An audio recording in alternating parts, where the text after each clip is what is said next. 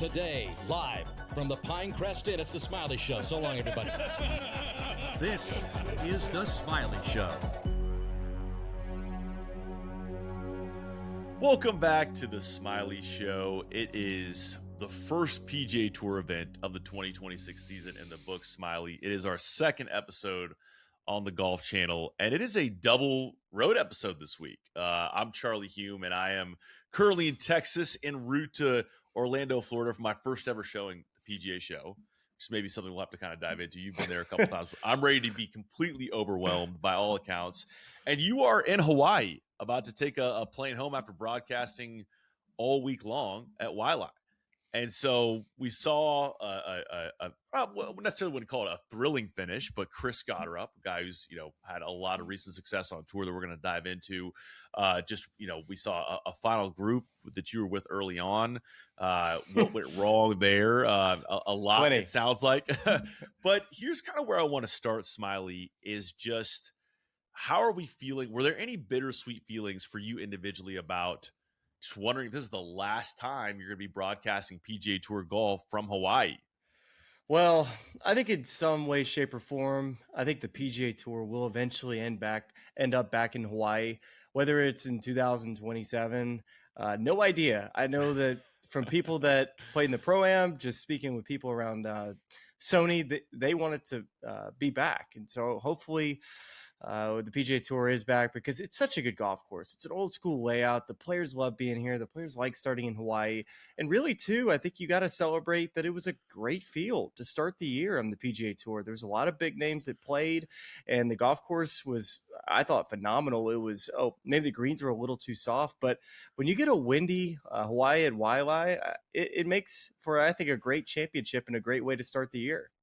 Did you get any sort of a vibe from fans, volunteers? Like, did it feel different on site this week with their, kind of wondering, could this be it for us? I think in the lead up, maybe a little bit, but I think most players here, they're just trying to get off to a good start. They can't look ahead at any point. Maybe some of the guys that have exemptions and that have maybe played here for 10 plus years, but outside of that, these guys are just trying to get off to good starts, and there were plenty of players that I was watching this week. Some guys didn't get off to a good start. Players that missed the cut, we were expected to have big weeks, and then other players like Chris Gotterup, who was able to win this golf tournament. But I thought an interesting Sunday because it felt like there were so many different players that could have won. It felt like we were going to be destined for a playoff, and then all of a sudden, Chris Gotterup decided he was going to run away with it. I have a full list here, Smylie, of players I would like to talk about. But, of course, we must start with your winner, Chris Gotterup. In Chris's last 9 starts, Smylie, he has 2 wins, 3 top 5s, and 5 top 10s. He entered the week 49th in the Data Golf rankings, 28th in the OWGR. As he was closing this one out on the Golf Channel, your colleague Brendan DeYoung said, I think we're looking at a star in the making here. And so just starting big picture on Chris, what does this win do to your perception of Chris Gotterup's potential to become a star on the PGA Tour? Well, he's got the tools, right? He's got the superpower of being an incredible driver of the golf ball, a really cool customer too. You kind of like his moxie, the way he carries himself, that swagger. Reminds me a lot of Dustin Johnson, Brooks Koepka. He's got this masculinity and strength to him when you watch him that seems intimidating as well. And he's the first, I shouldn't say the first, but he's won a PGA Tour event in every season that he's been on the PGA Tour now. And Steve Sands gave a pretty good stat of, there were about 5 or 6 players, a lot of names that you would recognize, John Rahm, Tom Kim, Victor Hovland, Colin Morikawa, players that have done similar to him. So he's in that elite company of players who have played very well earlier in their PGA Tour career and also have won. What does that do for him, moving forward, the future, the whole big picture with Chris Gotterup? I wouldn't say that Chris Gotterup is just going to go out and now he's going to win a major championship. I mean, he has all of the tools to go and do that. I think for Chris, it's just about staying focused. I think Chris is a player that continues to build confidence. If he's able to just focus on the things that he can control, he can take his game to heights that maybe not even himself could have dreamed of. But the talent's always been there. He's an All-American and a player that put me into the media world. if anybody listened to the episode we had with Chris Gotterup, I told Chris, I said, buddy, when I played with you in Puerto Rico, I said, I'm not going to be able to beat this guy moving forward. And so if there's more of him coming, I probably need to go find a microphone. And so Chris Gotterup, I couldn't have been more impressed with him as a collegiate player playing the Puerto Rico Open. And to see, how he's been able to kind of figure out his game one step after another. I feel like he's progressed and learned something each year. And coming out of an off season where he's moved from Oklahoma down to Jupiter. I thought that was interesting too, because that's a big step. He's been living in Oklahoma, Edmond, playing with all of his buddies there. But the reason for the move for him is that he didn't want to go in this off season and have to play in 40-mile-an-hour winds and be freezing cold. Figured that long term, he was going to improve more in Jupiter and be around more good players. Not to say there's not enough good players in Oklahoma where he was, but just being around, a lot of the top players in the game, I think it doesn't hurt him, and also more predictable weather, and can get some more work done. Explain a little bit what you were saying to me about the way you think TGL has impacted his game as a player on tour. No, I think a lot of people are on the edge of their seats here, but I'll say this. I think that it always gives players more belief when they are on a bigger stage. So if you're playing in front of the lights and an ESPN TGL crowd, not to say that Chris hasn't experience playing in on the big stage in the lights, but he's also around some of the game's best in what is considered to be the top players on the PGA Tour. And I think being around Billy Horschel and having matches against Rory McIlroy and being successful. And also you can't forget too, that this is the same player that held off Rory McIlroy at the Scottish Open a year prior. So he's already building on success that he had in the prior year, but then getting into TGL, kind of being the MVP of that team, and then goes right into the first PGA Tour event and looks literally like he's playing a video game on the back nine, cutting off dog legs, hitting it 350 yards in the middle of these fairways, where some of these holes shape the opposite of the way of his curvature of the golf ball, which he's a guy that primarily plays cuts. 80% of the time he plays low cuts. That's the shot that he plays. Now he can move it right to left if he needs to, but that's the shot that he hits most of the time. And meanwhile, he's finding fairways that you would think, oh man, it's gonna be really tough with this wind or this angle for him to find the fairway. And he was doing it on the back nine where other players weren't.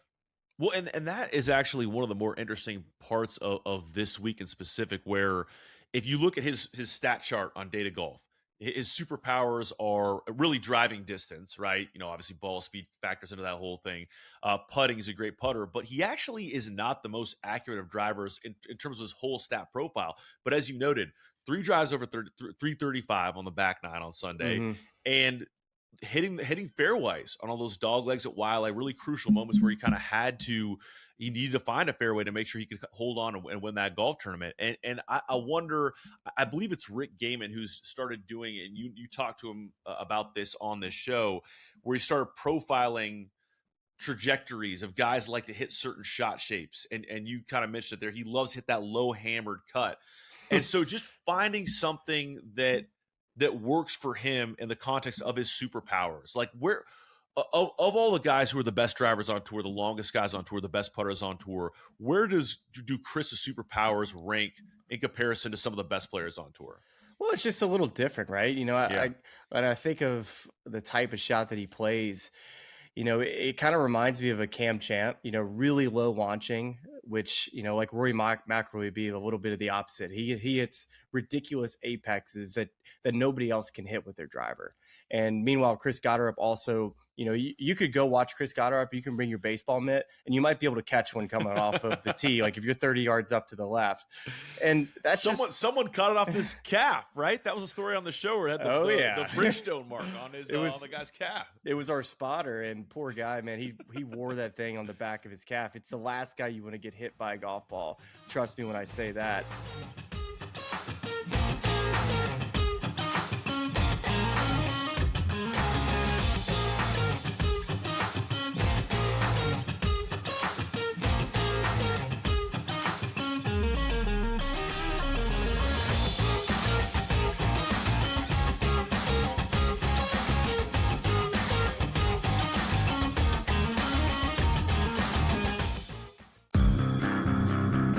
the immediate word on the street in Philadelphia and outside is that the best guy for the job would be Brian Dable.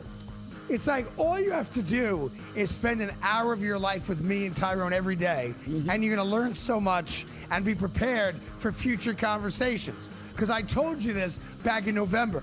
The Craig Carton Show, only on SportsGrid.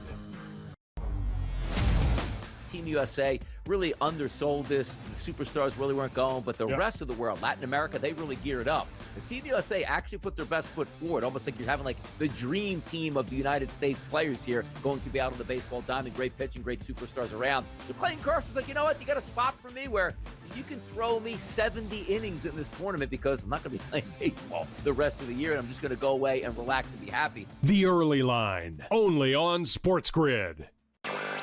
The outline for Koepka are fantastic. I think it's perfect. It is punitive, but it's fair. You've got to levy some sort of fine, so to speak, for defecting, and I think they've done a wonderful job of being equitable and punishing him a bit at the same time. I think Brooks ultimately wants to be playing with the best.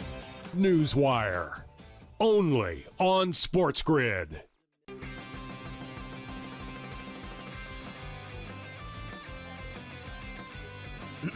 Class is in session. Today, let's talk about the teaser. A teaser is a multi-leg bet where you shift the point spread in your favor. You get better numbers, but every selection has to win. It doesn't matter what you bet if you don't have the insights. Tune into SportsGrid and get ahead of the class.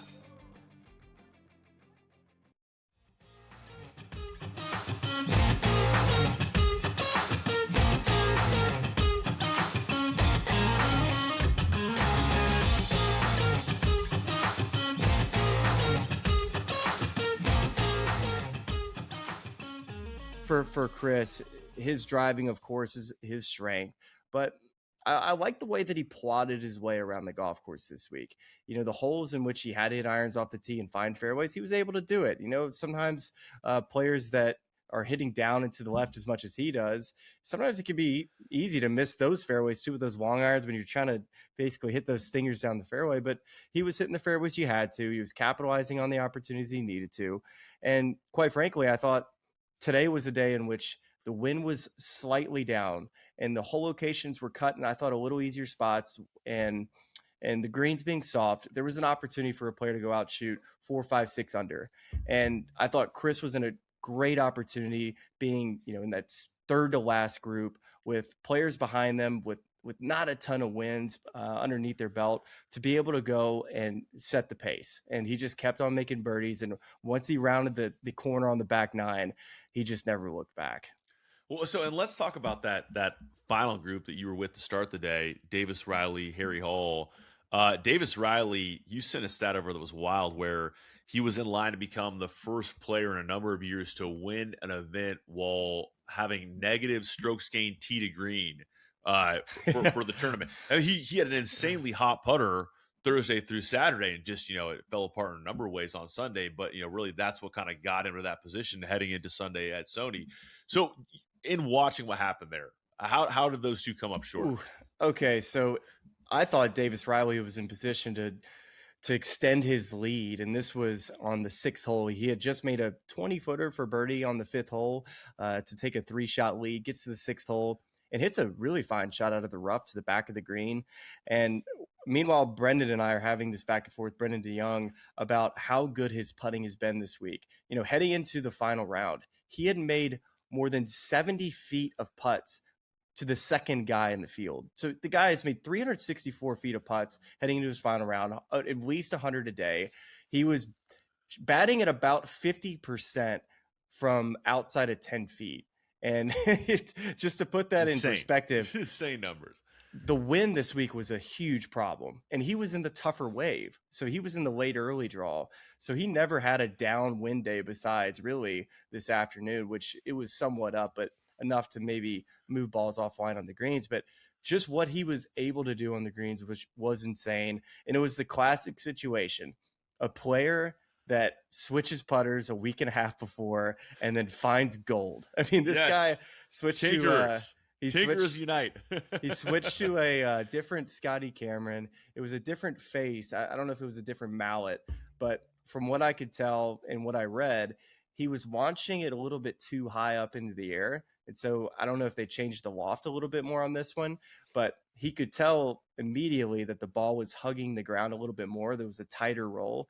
And he said just the line and speed that he had the entire week, he just felt like you could match it up. And boy, did he, because he was making putts from everywhere. And so back to where we were on the sixth green, this back and forth between Brendan and I, Brendan's talking about how he could set the record for the strokes gained putting. You know, at this point, he was at around 11 strokes gained to the baseline, which is just insane. And you always kind of wonder, was it going to run out? Was the putter going to go cold? Was he going to regress back to the mean a little bit? And we get to the sixth green. He's got this 40-footer and leaves it like 10 feet short. And you're just thinking to yourself, what was that? I mean, this guy has made putts from everywhere. And all of a sudden he hits a putt like that. He ends up 3-putting.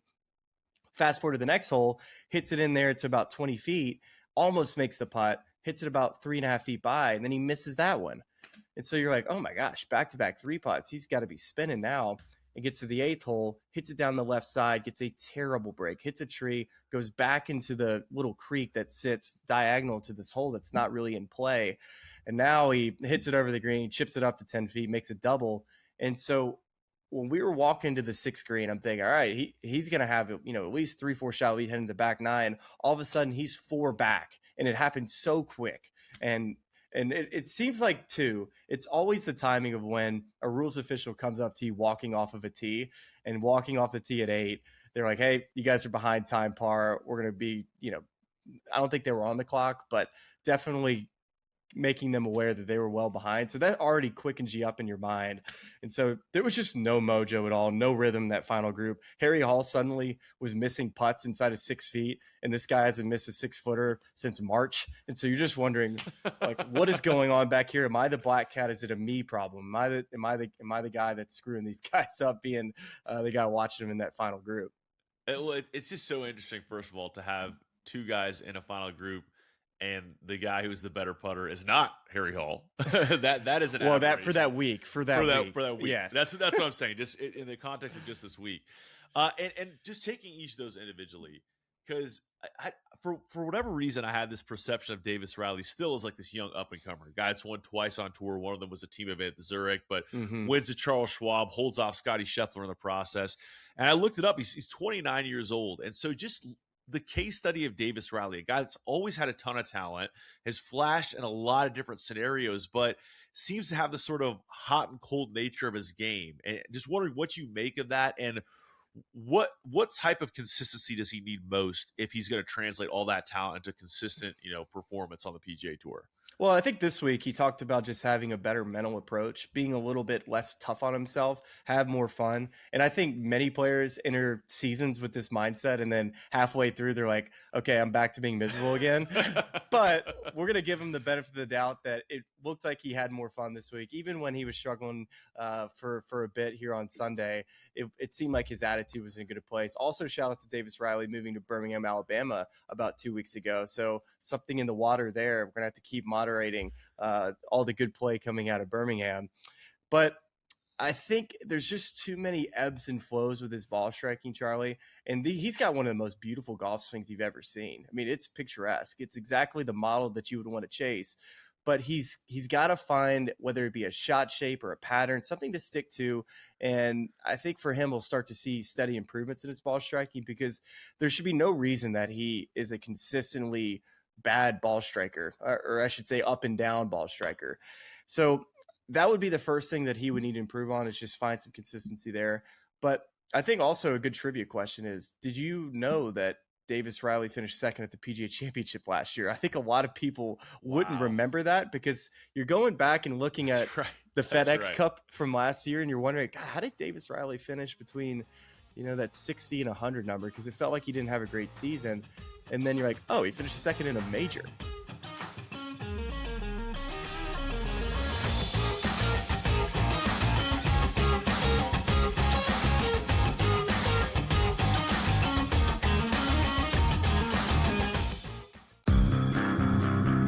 the immediate word on the street in Philadelphia and outside is that the best guy for the job would be Brian Dable. It's like all you have to do is spend an hour of your life with me and Tyrone every day, and you're going to learn so much and be prepared for future conversations. Because I told you this back in November. The Craig Carden Show. Only on SportsGrid. Team USA really undersold this. The superstars really weren't going, but the rest of the world, Latin America, they really geared up. The Team USA actually put their best foot forward, almost like you're having like the dream team of the United States players here going to be out on the baseball diamond. Great pitching, great superstars around. So Clayton Kersaw's like, you know what? You got a spot for me where you can throw me 70 innings in this tournament because I'm not going to be playing baseball the rest of the year, and I'm just going to go away and relax and be happy. The Early Line, only on SportsGrid. The outline for Koepka are fantastic. I think it's perfect. It is punitive, but it's fair. You've got to levy some sort of fine, so to speak, for defecting, and I think they've done a wonderful job of being equitable and punishing him a bit at the same time. I think Brooks ultimately wants to be playing with the best. Newswire, only on SportsGrid.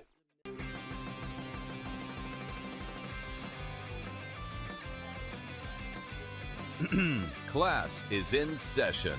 Today, let's talk about the teaser. A teaser is a multi-leg bet where you shift the point spread in your favor. You get better numbers, but every selection has to win. It doesn't matter what you bet if you don't have the insights. Tune into SportsGrid and get ahead of the class.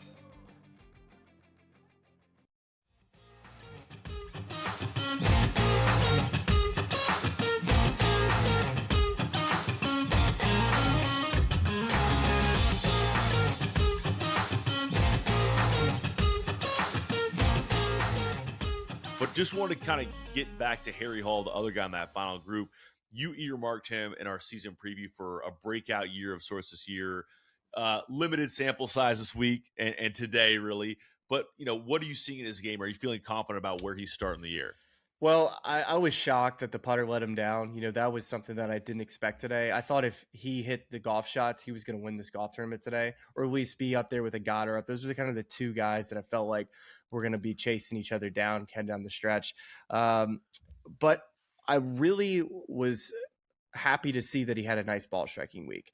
And that's something that I said, if he can just find consistency there with the ball striking, he's too good of a putter not to contend more. And I think I was a little bit surprised too, and I had forgotten this, that Harry Hall was a player that qualified for the Tour Championship last year. Yeah. I'm just thinking that heading into this season with Harry Hall, that, making a Tour Championship would be a big step. And I had forgotten that he had already done it. So the next step for Harry could be sneaky, getting in contention for a major championship, felt maybe following up the Tour Championship he qualified for last year. But I really am impressed with his game. His ball striking needs to stay there as well. But from what I had heard, he had gone to a ping driver. I couldn't tell what he was playing today, but you see that so often with guys that switch to that club. They seem to find a little bit more accuracy off the tee. Ben Griffin's another player that comes to mind. But yeah, I thought Harry, it was right there for him, and I think he's going to be kicking himself, missing some short putts on that front nine. Let's talk about Ryan Gerard. Finishes solo second this week.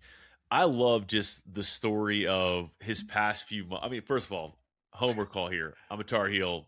Love Ryan Gerard in that context. But just looking back at his story going back into 2025, he finishes 39th in the FedEx Cup, so he gets in all 2026 signature events. But he's still looking to punch his ticket to Augusta National for the Masters. So at the end of December, he goes to Mauritius. Mauritius, is that how you say it? I think so. Yeah. We're not a I think it's nationality Mauritius. Pronunciation podcast. We'll I couldn't spell it. I couldn't do it in the spelling bee. I think I misspelled it. I'm looking. It has a red underline on my doc, so I'm confident I misspelled it here. But whatever the case was, there was a golf tournament there, and it was the last opportunity for him to finish top 50 in the OWGR to close out 2025, and of course earn a Masters invite for the following year via that pathway. And he needs a fourth or better finish. Ends up in a playoff, loses that playoff against Jaden Shaper, a guy who I'm sure we'll be talking about soon on the DP World Tour, given the fact that he won twice to close the year there. But so Ryan Gerard, top 50, gets his Masters invite. Now, first event of 2026, finishes second. We talked about that list of guys primed for breakout years, and we've seen Ryan Gerard kind of slowly make progress the past couple of years. He was one of the special temp guys, who had that great finish at what was the Honda, now the Cognizant, and now kind of building his way into a signature event guy, a guy that's in the Masters. Do you feel like in what you've seen this week, this is another guy that could really make a big jump this year? Well, I just think that he hits it straight. He's a good iron player. Doesn't hit it very high from when I watch Ryan, but he's got a super unique golf swing. It's very homemade looking. The backswing has this John Rahm look to it, and the follow through has Will Zalatoris. So once you see it, you can't unsee it. And I think he's a very confident player. He doesn't say a whole lot from when I've been around him, but I think very well he could be a player that takes to the next level. I think it's a great start, and very impressive too to go play in an event that you had to go finish well in, and finish in T2 in Mauritius to get in the top 50, make it to the Masters. These are all steps that players need to make to take it to the next level, is to go play in these major championships and qualify and have success. So yeah, it was a good start for there. All right, I can't believe I've buried this story this far down on the rundown, because it was perhaps one of my favorite stories of the week and ongoing story for the season. Vijay Singh ties for 40th at 5 under. Okay, so here's what I need to know from you, Smylie. We are 1 week into Vijay's career money exemption for the 2026 season. I just love to start with your overall feelings. There's been a lot of chatter on the internet. How are you feeling about Vijay heading into the week, and now that he's made the cut, finished 40th? Where are we at with this experiment right now? I mean, I'm thinking that probably VJ is going to come in down the stretch, similar to Tom Watson having a chance to win the Open Championship later this year. I don't think he was limping around, man. It looks like he's hurting, but he's still very good at golf. So gotta give credit to the guy. The one guy I want to bring up, which I don't know if it was in the rundown, was I thought Jordan had a couple hilarious moments today in front of a microphone. Did you happen to see the 3-iron story from Thursday? Oh, you know what? I saw this in passing. I had a different set of quotes in the rundown, but okay, jog my memory, because I saw it skimming through a social timeline, and it was, I think the attached commentary was like, there's a certified insane person playing on the PGA Tour. he has like it was like 4 or 5 or 6 3-irons or something like that. Yeah, if you're in Honolulu, watch out for this guy running around Honolulu or something.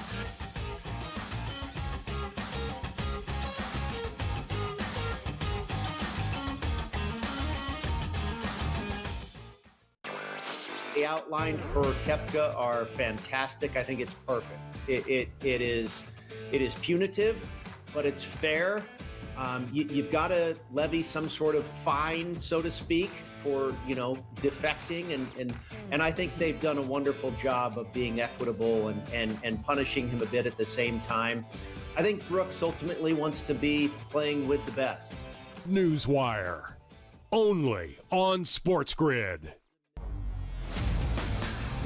Memphis is shopping Ja Morant. Yeah, no kidding. They should have shopped him 2 years ago and got rid of him. The problem is, where does he go? Like, what team is going to sit there and deal with a dude who, A, has not been healthy or reliable both on the court or off the court? Like, who's trading for Ja Morant here, Coach? The Early Line, only on SportsGrid. I'll tell you what, guys. The insider scam is like the best insider scam in the business of, like, in the history of television. They don't know anything until their phone gets the text message in which the deal is done, right? We saw this with Quinn Hughes. We were told, he wants to play with his brothers. He wants to play with his brothers. Now they're saying that he wanted to be traded to Detroit. In other words, just say you don't know. In-game live, only on SportsGrid.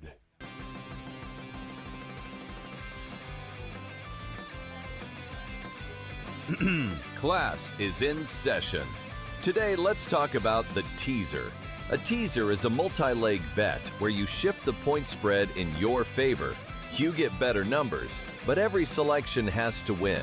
It doesn't matter what you bet if you don't have the insights. Tune into SportsGrid and get ahead of the class.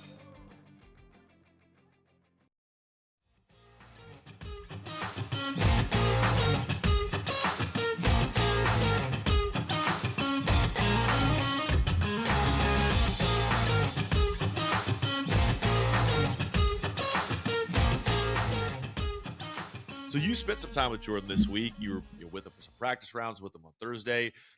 Where do you feel like he is in terms of readiness to contend, health in the wrist, and just his ongoing obsession with perfection of the golf swing or getting it to a place he wants to be? Where do you feel like Jordan is on all those fronts?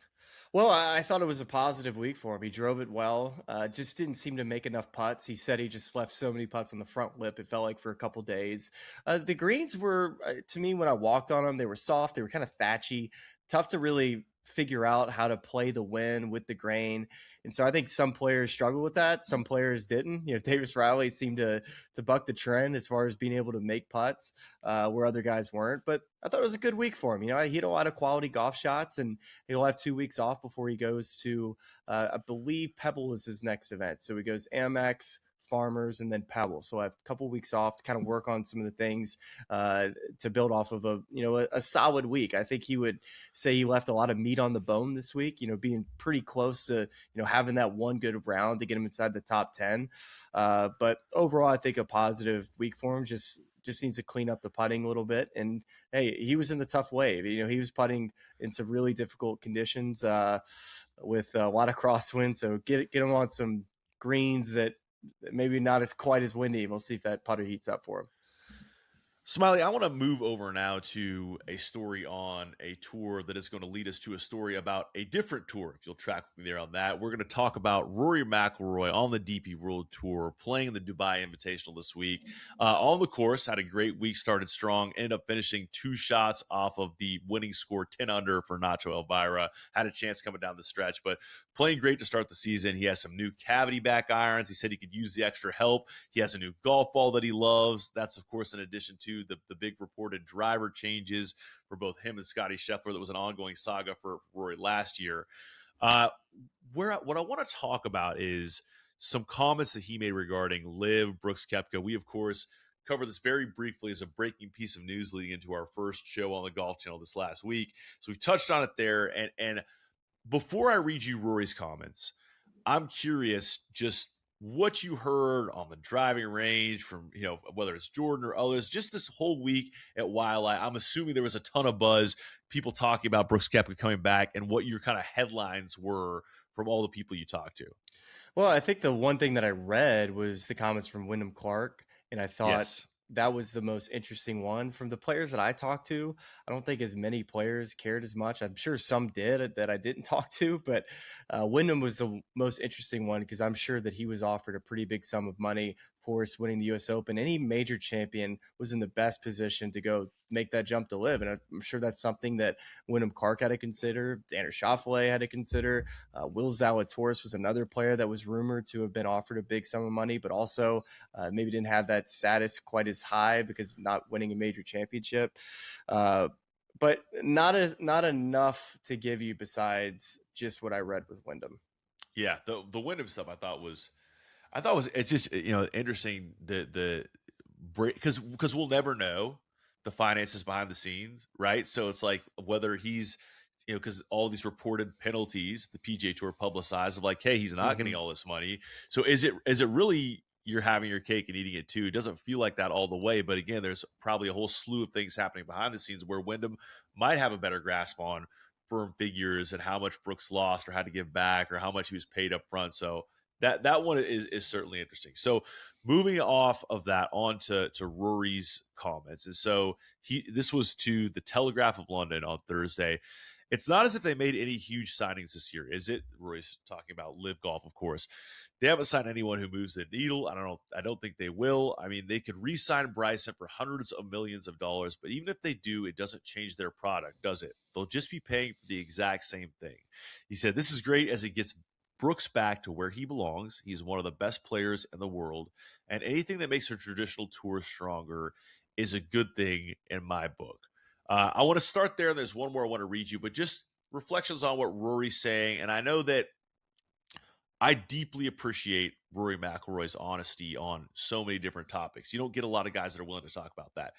But we've talked about on this show in the past how he's come out and made strong statements of things that he believes, and then whether he's had to backtrack or qualify or down the road, he's had to kind of change, what his original position was. And I wonder if you hear this and you read this and you say, I don't know if I would have gone that strong on that topic.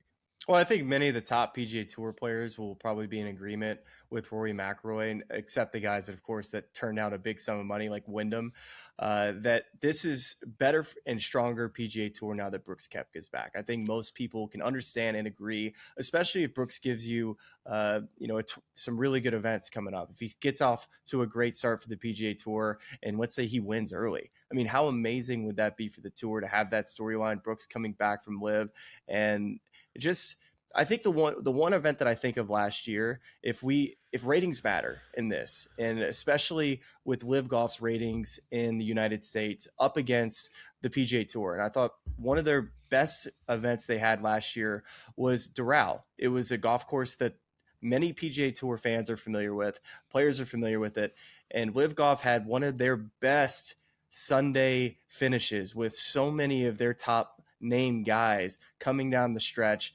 I think Mark Leishman may have ended up winning that event, but it was up against the Valero Texas Open, and I was at that Texas Open. It was a windy event. No birdies were being made, and I think that rating was like a 1.4 for NBC, and LIV Golf, I think, had like a 400,000 or 500,000 rating. So when you compare those two things together, the best event of LIV in the United States compared against, a field that was just trying to get to the finish line and Brian Harman winning and a lot of waggles, and comparing those two things, you're like, wow, maybe Rory's right when you talk about if they're not adding more players, what's going to change for the viewer to get these ratings up.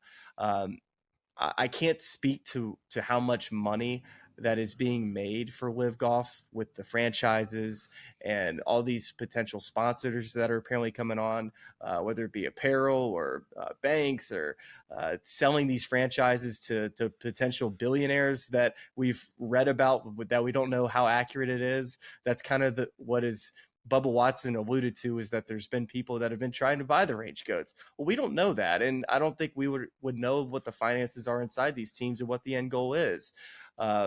But I do understand it for certain markets, how LIV Golf can be considered better. The PGA Tour is not going to be going to Australia anytime soon, although I'd like it to happen. It just feels like it's not going to happen. It feels like LIV Golf is better for Australia, and it's better maybe for South Africa. But if you're going there as a top player in the world, it feels like you're missing out on a lot of really high quality competitive golf where more eyeballs are. Yeah, and Rory goes on to say, as part of this interview, and he's speaking now about the PIF, which of course funds LIV Golf. We have to realize we were trying to deal with people that were acting in some ways irrationally, just in terms of the capital they were allocating and the money they were spending. It's been 4 or 5 years, so there hasn't been a return yet, but they're going to have to keep spending that money to even just maintain what they have right now. So that's they've already lost. I mean, they've lost $5-6 billion that was reported last year. And now you're talking about having to put up another, the $500 million signing for Bryson DeChambeau. And then where does that leave you? It leaves you exactly where you are. So we know that fighting the money battle against LIV is never, that was the biggest fear in all of this, and why you felt like you had to go to the negotiating table to make a deal work, because eventually they were just going to keep spending and spending and spending until all your top players were gone. But enough of the top players said no, to where they finally found some balance, a good year in ratings for the PGA Tour and a bounce back year. And I think they've kind of leveled out to where they feel like they can ride this out. It was a gamble. I mean, it was, because a lot of people looked at that picture, financially at least, and said there's no way that the Tour can outlast the amount of money they're going to throw at this thing. But I think that the variable, the factor there is the decision of the player, where he wants to play his golf, right? And Rory said as part of this interview, I don't have this quote pulled, but just, I think that the legacy tours are the ones that he wants strength in. And I think a lot of guys kind of believe that same sort of thing.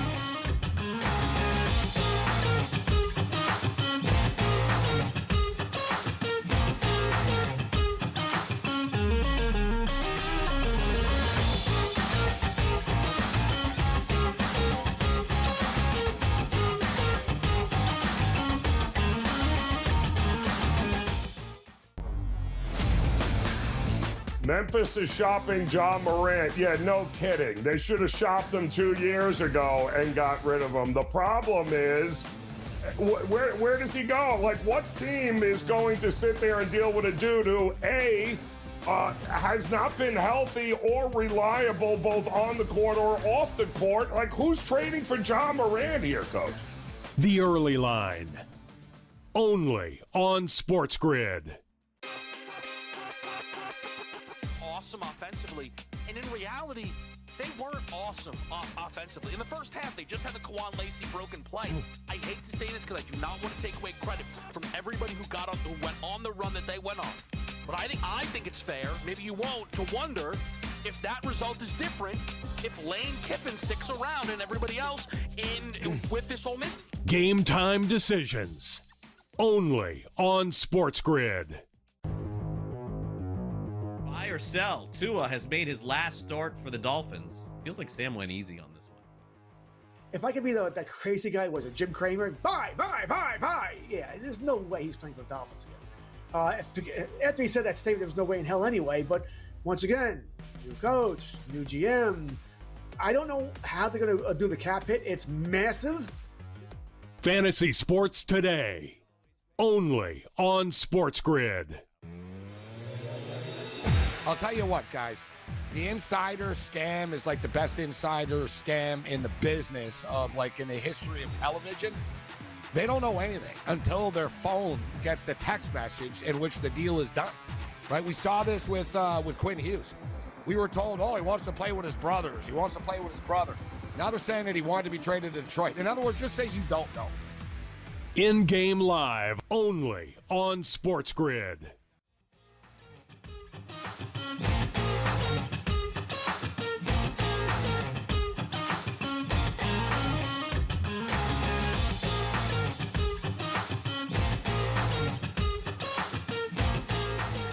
Yeah, it's quite interesting. And so to just kind of further on the live topic, I thought this was also quite interesting, is that Bubba Watson, who is, of course, a non-playing captain for the Range Goats, but has his equity piece of that team, did an interview with the Mirror US Sports, and he was asked if he supported Liv's change from 54 to 72 holes. And he said, no.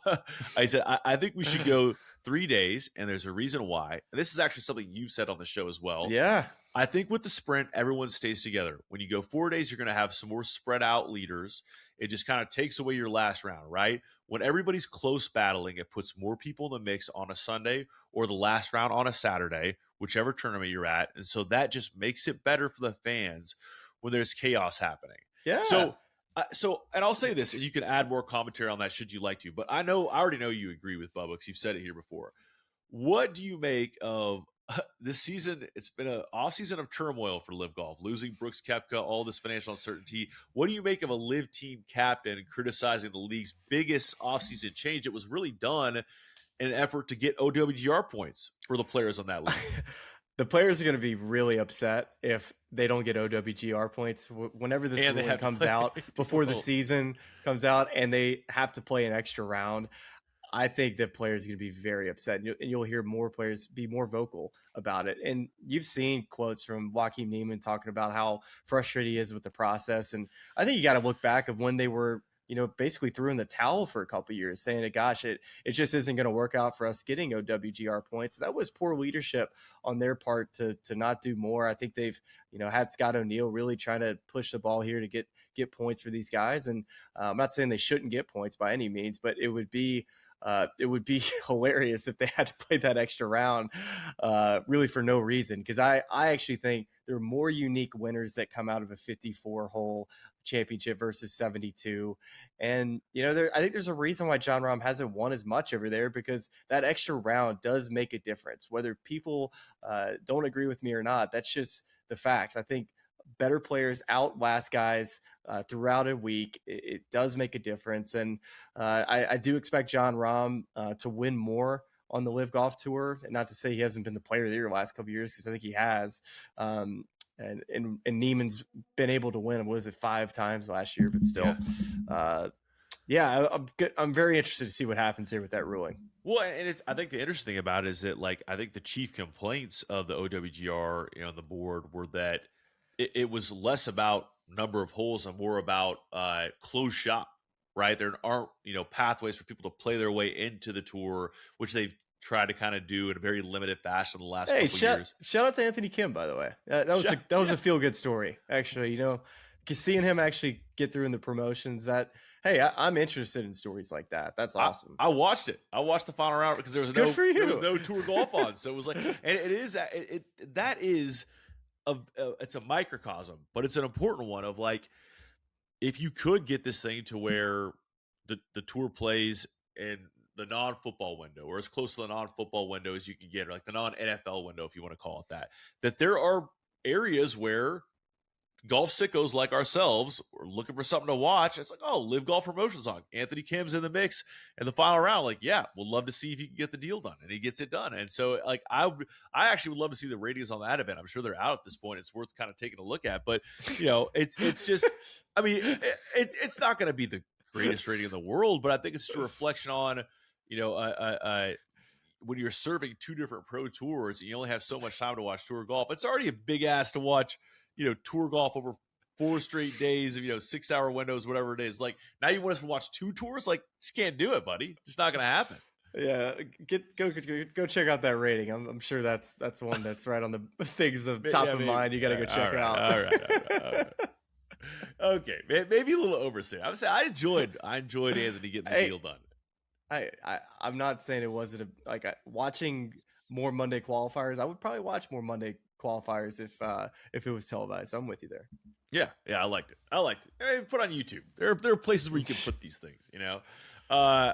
So that's what I had on Live, Smylie, and let's kind of bring it back, as mentioned, to the field, the Amex this week. I mean, a two-parter questions. We mentioned it's a field that'll be stronger than any of the signature events in the past few years, and the only stronger field, non-major players, I guess, in the past few years has been the Scottish Open. So talk to me about just this week. Fired up to see a strong full field for a non-signature event in play as you're going to be there broadcasting it. Yeah, it's going to be one of the best fields they've had in decades, right? This is the American Express that's a Pro-Am. This is not exactly top of mind for a lot of top players is to go play Pro-Ams, but this is a really great spot for many players to start their seasons. You have coaches coming out, trainers coming out, because mainly you're able to practice in perfect conditions, 70-degree weather every day, hardly any wind, and you're just able to kind of technically work on things or just kind of clean up and monitor as you kind of head into your first week of the year where everything is right in front of you for these 3 golf courses. They're not necessarily challenging. The stadium course definitely can be more difficult if you get a little squirrely off the tee, but for the most part, with no wind, these players eat these golf courses alive. I mean, it's an absolute birdie fest. You need to shoot 6 under every single round to keep pace. But I think it's a good place to start for a lot of guys in that reason, because you're not going to get your teeth kicked in. If you're a little rusty, you could figure it out on the easy golf courses. I certainly felt that way as a tour player starting the year at Amex, and a lot of players really have taken liking to this event. And you got to go make a lot of birdies. And I think that's a fun attitude to kind of show up with that first week. Just don't go in the big bunker. Just stay out of it. Don't go in the big bunker. That's right. That's right. Big bunker. So here, and this is kind of in line with a lot of the topics we discussed today, that are related to Live and the tour schedule and things like that. But just looking at, we talked about Hawaii off the top of the show, how those events could go away. And long-term looking at this tournament, and I mean, shoot, as someone who grew up in Central California and went to the AT&T Pro-Am all the time and loves that event, if you're looking at the weather in Pebble Beach in, whatever that is, mid-February relative to the weather you just talked about down in La Jolla or La Quinta or whatever it is in mid-January, there's a clear winter there, and so we've seen some sketches of potential schedules that have Pebble Beach moving later in the year to host the Tour Championship because the weather would be so much better.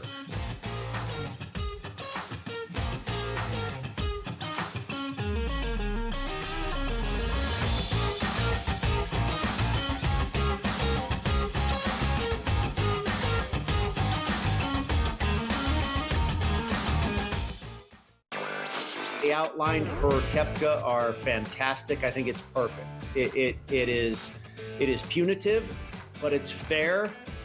You've got to levy some sort of fine, so to speak, for defecting, and I think they've done a wonderful job of being equitable and punishing him a bit at the same time. I think Brooks ultimately wants to be playing with the best. Newswire, only on SportsGrid. Memphis is shopping John Morant. Yeah, no kidding. They should have shopped him 2 years ago and got rid of him. The problem is, where does he go? Like, what team is going to sit there and deal with a dude who, A, has not been healthy or reliable both on the court or off the court? Like, who's trading for John Morant here, Coach? The Early Line, only on SportsGrid. I'll tell you what, guys. The insider scam is like the best insider scam in the business of, like, in the history of television. They don't know anything until their phone gets the text message in which the deal is done, right? We saw this with Quinn Hughes. We were told, he wants to play with his brothers. He wants to play with his brothers. Now they're saying that he wanted to be traded to Detroit. In other words, just say you don't know. In-game live, only on SportsGrid.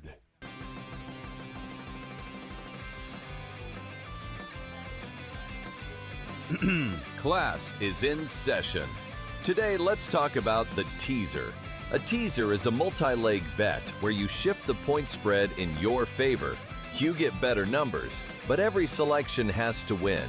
It doesn't matter what you bet if you don't have the insights. Tune into SportsGrid and get ahead of the class.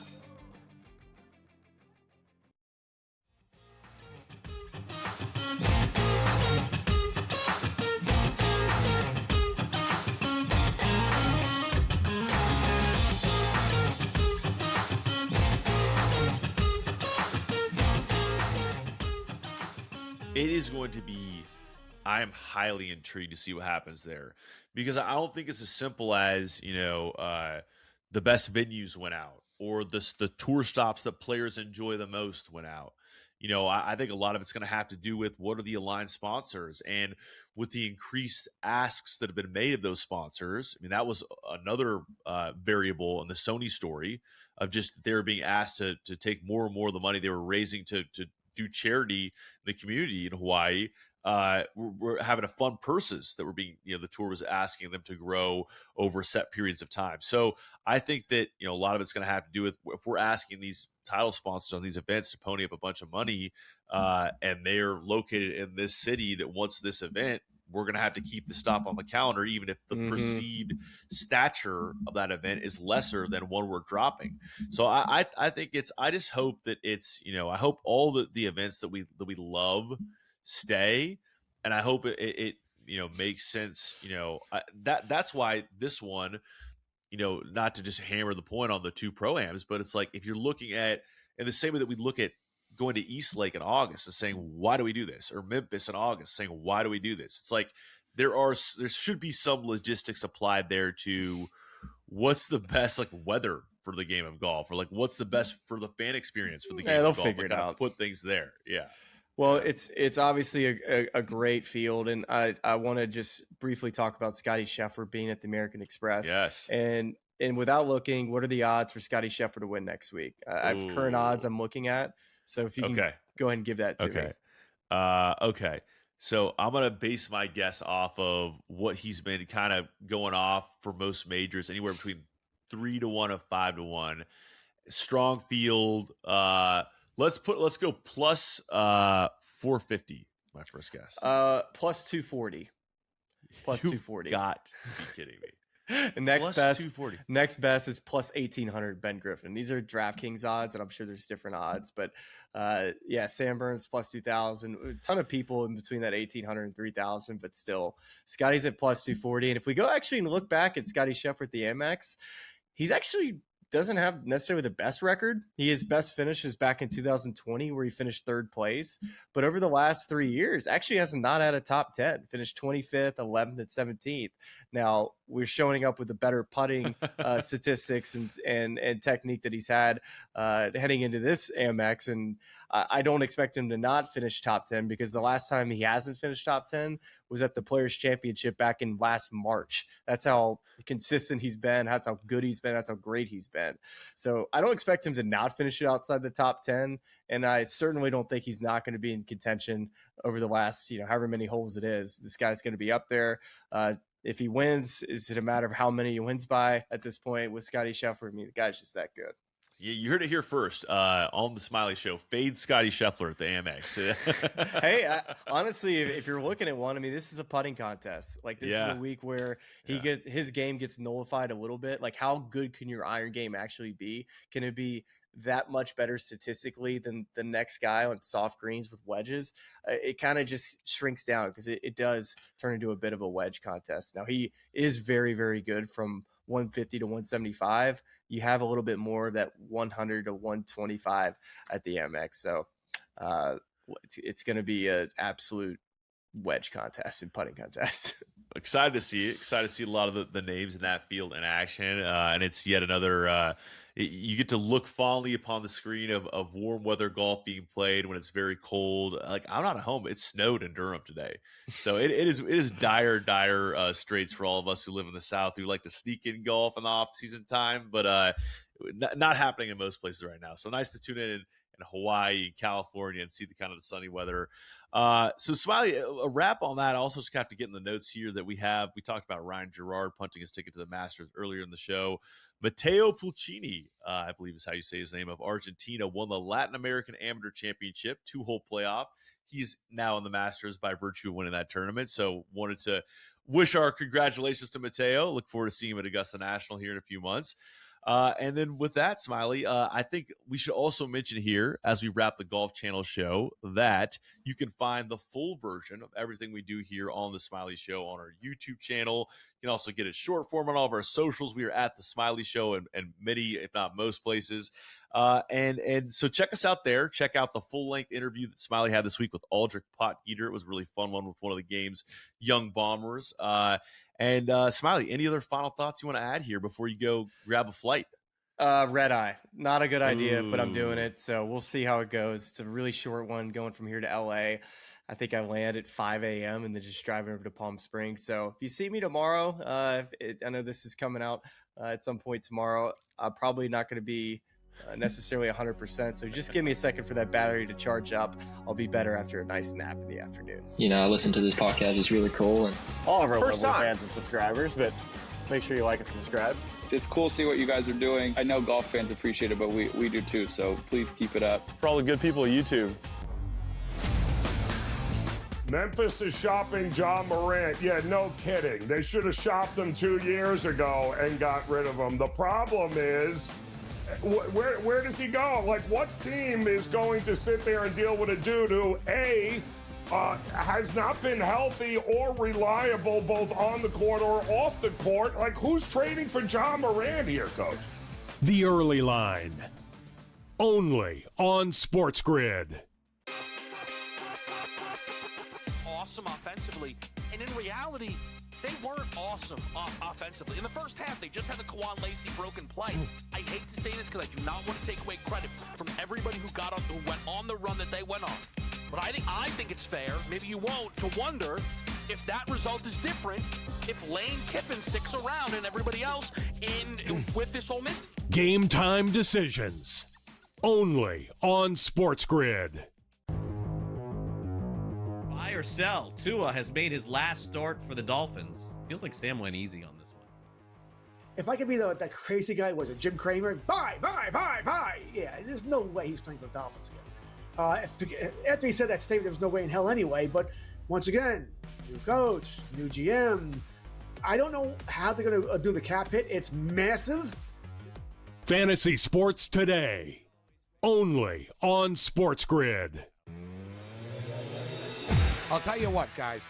The insider scam is like the best insider scam in the business of like in the history of television.